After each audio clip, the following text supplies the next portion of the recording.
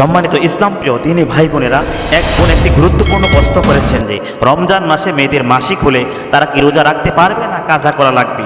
আলোচনা যাওয়ার পূর্বে আপনাদেরকে একটি রিকোয়েস্ট, যারা এই ইউটিউব চ্যানেলে নতুন, ভিডিওতে লাইক কমেন্ট করে চ্যানেলটি সাবস্ক্রাইব করে আমাদের সাথেই থাকবেন। মূল আলোচনায় যাওয়া যাক। যেহেতু প্রত্যেকটা মেয়ে যখন বালেগা হয় তখন থেকে প্রতি মাসেই তাদের একটা মাসিক হয়ে থাকে, রজস্রাব হয়ে থাকে।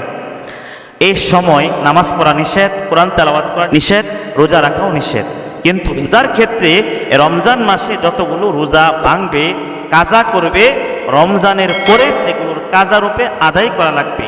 আদায় না করলে ফরজ তরকের দরুন কঠিন গুনাহ হবে। কিন্তু অনেক মহিলা এমন আছে, রমজান মাস চলে যাওয়ার পর কাজা রোজাগুলো একা একা রাখতে বিব্রত বোধ করেন। তাই তারা সকলের সাথে রমজান মাসে 30টি রোজা রাখাকে সুবিধাজনক মনে করে থাকেন। সেই পরিপ্রেক্ষিতেই তারা ট্যাবলেট সেবন করে রজস্রাব বন্ধ রেখে 30টি রোজা রাখেন। এখন এই রজস্রাব বন্ধ করে, এই কৃত্রিম পদ্ধতি অবলম্বন করে রজস্রাব বন্ধ রেখে রোজা রাখতে পারবে কি পারবে না, ইসলাম কি বলে, শরিয়াত এর বিধান কি?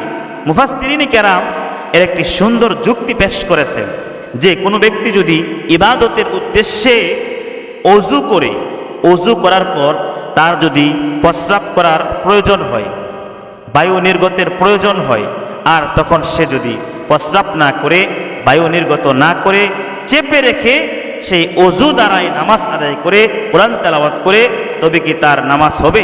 এটা আমরা সহজেই বুঝতে পারতেছি যে হ্যাঁ, তার নামাজ হয়ে যাবে। কারণ কি, যেভাবেই হোক তার অজু নষ্ট হয় নাই।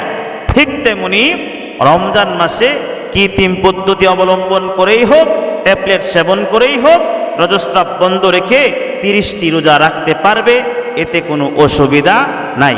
এখানে স্বাস্থ্যগত দিকটা আলোচনার বিষয় নয়, আলোচনার বিষয় হলো এই পদ্ধতি অবলম্বন করে রোজা রাখতে পারবে কি পারবে না। সুতরাং আমরা এই বিষয়টা পরিষ্কার হয়ে গেলাম যে হ্যাঁ, মহিলারা রমজান মাসে এই কৃত্রিম পদ্ধতি ব্যবহার করে 30টি রোজা রাখতে পারবে। ও আখিরু দাওয়ানা আলহামদুলিল্লাহি রাব্বিল আলামিন। আসসালামু আলাইকুম ওয়া রাহমাতুল্লাহি ওয়া বারাকাতুহু।